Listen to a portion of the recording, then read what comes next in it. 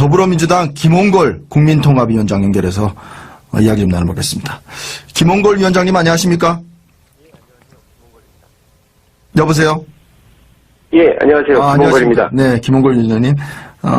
이번 그 한미 정상회담, 김홍걸 위원장님께서 또 유심 있게, 관심 있게 또 지켜보셨을 것 같은데, 전반적으로 어떻게 좀 평가하십니까? 일단 무난히 잘 넘겼다고 생각하는데요. 네. 아직은 이제 구체적인 내용, 네. 얘기 오간 것들, 이런 것을 다 알 수가 없고, 네. 또 이제 몇 달 지나 봐야 사실 이 정상회담의 영향이라든가 성과를 알 수 있기 때문에, 네. 지금 깊이 있는 평가를 내리기는 아직 좀 이른 것 같고요. 네. 일단 처음에 예상했던 대로 이 한국 측도 그렇지만 미국 측이 네. 아직 외교 안보 라인 같은 것이 정비가 다 안 돼 있기 때문에 구체적인 안건을 집요하게 따지고 들거나 이런 것은 없었던 것 같고, 네. 이제 마지막에 조금 그것도 예측이 됐던 일인데 이제 외교 관례를 조금 어긋나서 그 마지막 회견에서, 네. 기자회견에서 이제 트럼프 대통령이 갑자기 방위비 분담금이니 네. 한미 FTA 이런 부분을 슬쩍 꺼내지 않았습니까? 네, 그렇죠. 예. 근데 그분 평소 성향으로 봤을 때 네. 이렇게 관례를 깨고 이 국내 정치, 자기네 국내 정치에 필요한 발언, 네. 자기네 지지자들을 이렇게 달래주기 위한 발언을 할 것은 네. 예상했던 일이었죠. 네. 어쨌든 이번 그 공동성명에서, 트럼프 대통령이 남북대화의 재개를 지지한다. 이런 취지의 이제 공동성명이 담기지 않았습니까? 예, 그렇죠. 그 부분은 상당히 의미가 있다고 봅니다. 네. 그런데 이제, 북한이, 대화에 이제 응하지 않고 있어서 말이죠. 어떻습니까? 이걸 좀 풀어나가기 위한 어떤, 일련의 조치가 있어야 될 텐데, 그 과정 중에 하나로 대북 특사 얘기도 나오고요. 특사 파견 문제에 대해서는 어떻게 판단하십니까? 예, 저는 적극적으로 그 부분에 찬성하는 입장이고요. 네. 여러 가지 의견들이 있는데, 국내외에서. 네. 근데 여건이 성숙돼야 대화를 할 수 있다, 이런 말씀을 하는 분도 있는데, 네. 그런 식의 태도로 기다리기만 하다가 지금 이명박 정권, 박근혜 정권에서 아무것도 못하지 않았습니까? 네. 여건은 스스로 능동적으로 만들어 나갈 생각을 해야지 누가 어디서 만들어 주기를 기대하고 있으면 안 되는 거거든요. 네. 그렇기 때문에 우리가 이번에 기회를 이제 잡았으니까 네. 적극적으로 좀 단호하게 네. 이 남북 문제 해결의 주도권을 잡기 위해서 노력해야 된다고 생각합니다. 네. 또 미국의 태도가 또 언제 바뀔지도 모르는 거니까요. 네. 특사 부분도 충분히 고려할 만하다 이런 말씀이신데. 예. 그렇습니다. 가게 된다면 혹시 좀 추천할 만한 인물이 있을까요? 글쎄요, 그 점이야 이 대통령께서 알아서 네. 판단하실 일인데. 네. 이제 누가 가느냐보다. 네. 이제 좀 적극성을 보이고. 네. 이 북측의 의도를 적극적으로 나서서 파악하려는. 네. 그런 노력이 필요하다. 그렇게 보는 것이죠. 네. 이번 이제 그 문구를 보면은 인도적 그 문제 해결을 포함한 어떤 대화를 지지한다 이렇게 되어 있어서 그런 문제들을 좀 벗어난 대화에는 조금 부담이 있지 않느냐 이런 또 지적도 나오던데요. 어떻게 받아들이십니까? 예, 그 점이 이제 좀 민감한 부분이죠. 왜냐하면 북측은 민간 교류니 인도적인 부분이니 이런 것을 얘기하기 위해서 네. 다른 문제, 정치적, 군사적인 문제도 같이 논의하자. 네. 지금 상황이 긴박한데 무슨 이산가족 상봉이냐 이런 식으로 나올 수도 있기 때문에 네. 예, 그 점이 좀 어려운 부분이죠. 네. 아까 이제 잠시 언급은 하셨습니다만, 트럼프 대통령이, 카메라만 나오면 이제 FTA 재협상을 얘기했고요. 또, 뭐 주둔군 지휘 협상 관련해서 이제 방위비 부담 문제가 있고 여러 가지 좀 안보 부분에 있어서는 우리가 좀 취했지만은 경제적인 부분은 좀 많이 내준 것 아니냐 그런 또 평가도 있던데요. 어떻게 보십니까? 뭐 아직 내줬다 이렇게 얘기할 단계는 아니고요. 네. 이제 얘기를 꺼낸 것인데 네. 사실 미국도 좀 전에 말씀드렸지만 FTA가 문제가 있다 이렇게 말은 하지만 네. 그것이 이제 트럼프 대통령이 뭐 다른 나라와 맺은 FTA도 다 그런 식으로 말하고 있는데 네. 그것이 미국의 이 블루칼라 노동자들 자기 지지층을 이제 위한 발언이지 네. 구체적으로 어디가 문제다 이렇게 아직은 얘기를 못 하고 있거든요. 네. 사실 뭐 한미 FTA가 한국에만 일방적으로 유리한 이 조약이 아니지 않습니까? 네.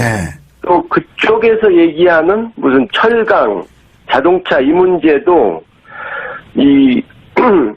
그쪽에서 뭐 우리의 그 철강 수출에 대해서 네. 뭐 전기료 같은 거 혜택 이런 걸 얘기하면서 그것이 국가 보조금이다 이런 식으로 네. 불공정 무역이다 이 정도로 시비는 하고 있지만 사실상 그 설득력이 그렇게 크진 않고요. 네.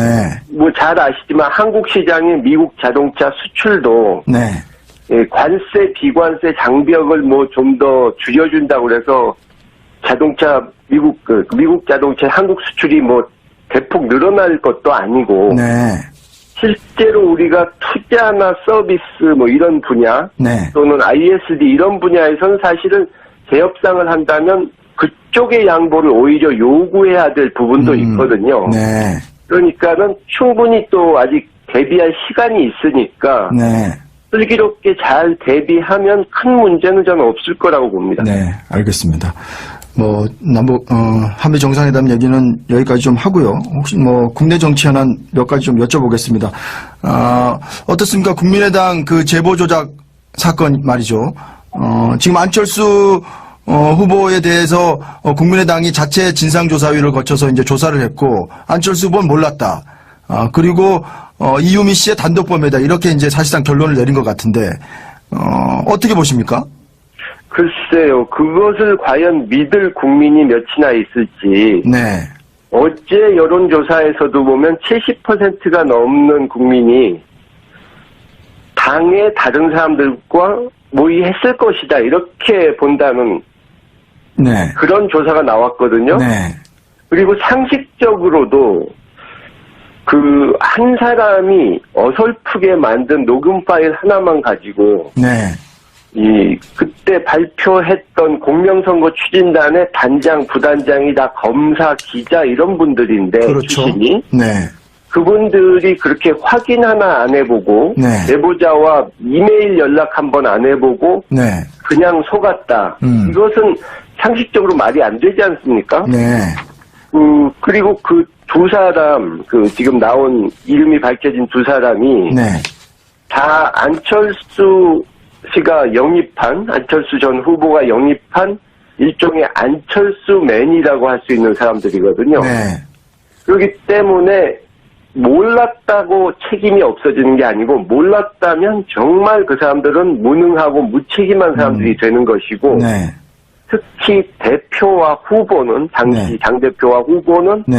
이 무한 책임을 지는 것이기 때문에 선거 문제에 있어서 네. 몰랐다고 책임이 없어질 수는 없는 거죠. 네. 지금 안철수 전 대표는 여전히 침묵을 지키고 있고 뭐 검찰 수사가 나올 때까지는 입장을 밝히지 않을 거다라는 얘기도 나오고 있는데 이 부분은 어떻게 판단하십니까? 글쎄요. 책임 있는 정치인의 자세라고는 할 수가 없죠. 네. 그러니까 몰랐다 하더라도 분명히 자신의 책임이 큰데 지금 뭐 눈치를 보다가 네. 상황 보고 어느 정도 종료가 된 후에 거기에 맞춰서 사과하겠다. 네. 이런 꼼수라고 할 수 있는데 네. 이미 국민들이 그것을 다 꿰뚫어 보고 계시기 때문에 네. 이것은 정치적으로 스스로 자멸하는 네. 그런 상황이라고 저는 봅니다. 우리 위원장께서는 안철수 전 대표가 정치적 책임을 어디까지 좀 지는 게 타당하다 이렇게 보십니까? 정계 은퇴까지도 가야 된다고 보십니까? 뭐 그 정도도 가야 될지 모르죠. 네. 지금 상황으로는 네. 상황이 더 악화될 수도 있으니까. 안철수 전 대표가 뭐 차기 대선에서 뭐 열망을 불태우고 있었으니까요. 그런 재기가 이번에 가능할까요? 이번 사건이 어떻게 안철수 전 대표에게 영향을 미치려고 보십니까? 글쎄요, 뭐 차기 대선을 나간다면 네. 이제 어느 정도 국민적으로 지도자란 이미지가 중요하고 또 하나는 이 정당이란 조직이 튼튼히 받쳐줘야 되는데 양쪽이 다 무너지는 상황이기 때문에 네. 미래가 어둡다고 봐야겠죠. 네. 당시 상임선대위원장이었던 박지원 전 대표는 내가 만약에 알았다면은 뭐 목을 내놓겠다고까지 얘기했는데요. 뭐 그런 얘기들이 어떻게 지도부가 좀 책임을 회피하려는 자꾸 발언이라고 좀 받아들이십니까? 글쎄요, 그 박지원 의원이나 박주선 의원 그런 분들이 네. 뭐 오히려 적반하장격으로 화를 내시면서 민주당을 비난하시는데 네. 그분들은 지금 누가 가해자고 누가 피해자인지를 벌써 잊으신 것 같고요. 네. 그리고 대표를 맡으셨고 그 당시에 네. 계속해서 그것을 활용해서 네. 조작된 사실을 활용해서 모르셨다 하더라도 그걸 가지고 우리 쪽을 공격하지 않으셨습니까? 네. 그렇기 때문에 몰랐다고 해도 책임이 큰 것이죠. 네. 어떻습니까? 국민의당 지지율이 한국갤럽 조사에서 5%로 뭐 최저까지 떨어졌는데, 이번 사건을 계기로 조심스럽지만 뭐 정계 개편 가능성 얘기도 나오고 있고요. 우리 위원장님은 어떻게 판단하십니까? 글쎄요, 청와대 측이나 저희 민주당에서나 무슨 인위적 정계 개편은 할 생각을 하지 않고 있었지만, 네. 이 경우는 그런 것이 아니고, 이제 국민의당이 스스로 지금 무너지고 있는 것 아닙니까? 네. 이제 지지율이 뭐 얼마냐 이게 문제가 아니고 네. 이 당이 앞으로 뭘 하든 국민들에게 신뢰를 받을 수가 없는 상황이 돼버렸지 않습니까? 네. 그렇기 때문에 당장 뭐 속단할 수는 없지만 네. 당이 이제 이렇게 갈라지는 네. 그러니까 뭐 누구는 어느 쪽으로 가고 누구는 뭐 어느 쪽으로 가고 이런 식으로 네. 당이 이렇게 깨져버리는 상황이 올 수도 있는 거죠. 네. 근데 그분들이 누구는 어디로 갈 것이다 뭐 하는 것을 지금 뭐 예측하기는 힘들고 네. 좀 시간이 지나 봐야겠죠. 네. 알겠습니다. 더불어민주당 김홍걸 국민통합위원장과 이야기 좀 나눠봤습니다. 위원장님 오늘 말씀 고맙습니다. 예, 수고하셨습니다. 같이 논의하자. 네. 지금 상황이 긴박한데 무슨 이산가족 상봉이냐 뭐 이런 식으로 나올 수도 있기 때문에 네. 예, 그 점이 좀 어려운 부분이죠. 네. 아까 이제 잠시 언급은 하셨습니다만 뭐 트럼프 대통령이 뭐 카메라만 나오면 이제 FTA 재협상을 얘기했고요. 또 뭐 주둔군 지휘 협상 관련해서 이제 방위비 부담 문제가 있고 여러 가지 좀 안보 부분에 있어서는 우리가 좀 취했지만은 경제적인 부분은 좀 많이 내준 것 아니냐 그런 또 평가도 있던데요. 어떻게 보십니까? 뭐 아직 내줬다 이렇게 얘기할 단계는 아니고요. 네. 이제 얘기를 꺼낸 것인데 네. 사실 미국도 좀 전에 말씀드렸지만 FTA가 문제가 있다 이렇게 말은 하지만 네. 그것이 이제 트럼프 대통령이 뭐 다른 나라와 맺은 FTA도 다 그런 식으로 말하고 있는데 네. 더불어민주당 김홍걸 국민통합위원장 연결해서 이야기 좀 나눠보겠습니다. 김홍걸 위원장님 안녕하십니까? 여보세요? 예, 안녕하세요. 김홍걸입니다. 네, 김홍걸 위원장님. 이번 한미 정상회담, 김홍걸 위원장님께서 또, 유심 있게 관심 있게 또 지켜보셨을 것 같은데 전반적으로 어떻게 좀 평가하십니까? 뭐 일단 무난히 잘 넘겼다고 생각하는데요. 네. 아직은 이제 구체적인 내용, 네. 이 오간 것들 이런 것을 다 알 수가 없고 네. 또 이제 몇 달 지나 봐야 사실 이 정상회담의 영향이라든가 성과를 알 수 있기 때문에 네. 지금 뭐 이 깊이 있는 평가를 내리기는 아직 좀 이른 것 같고요. 네.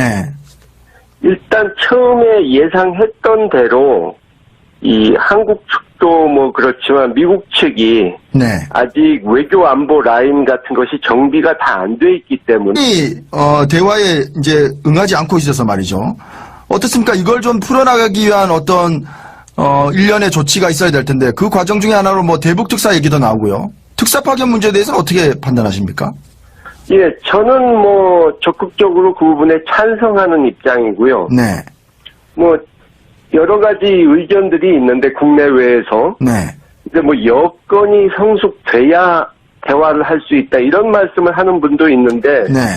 그런 식의 태도로 기다리기만 하다가 지금 이명박 정권, 박근혜 정권에서 아무것도 못하지 않았습니까? 네.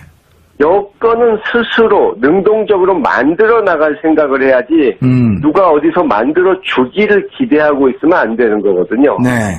그렇기 때문에 우리가 이번에 기회를 이제 잡았으니까 네. 적극적으로 좀 단호하게 네. 이 남북 문제 해결의 주도권을 잡기 위해서 노력해야 된다고 생각합니다. 네. 또 미국의 태도가 또 언제 바뀔지도 모르는 거니까요. 네. 뭐 특사. 네.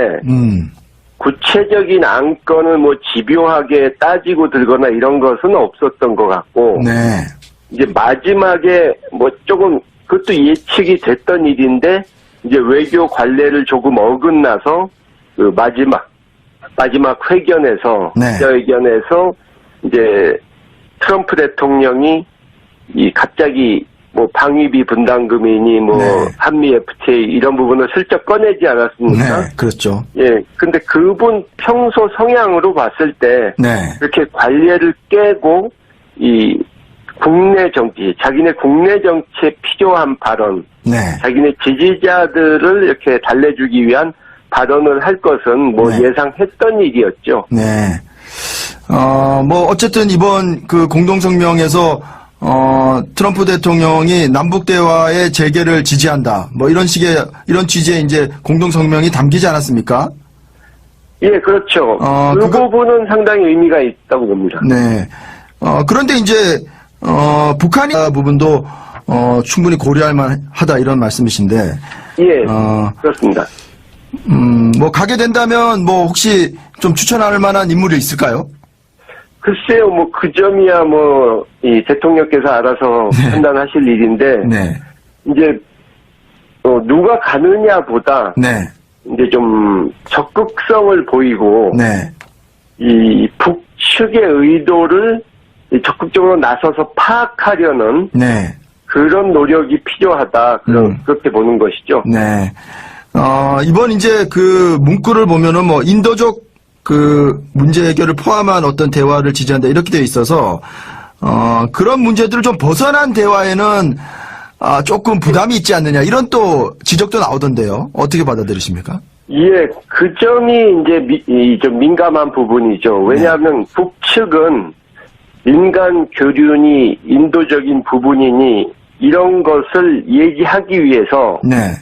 다른 문제, 정치적, 군사적인 문제도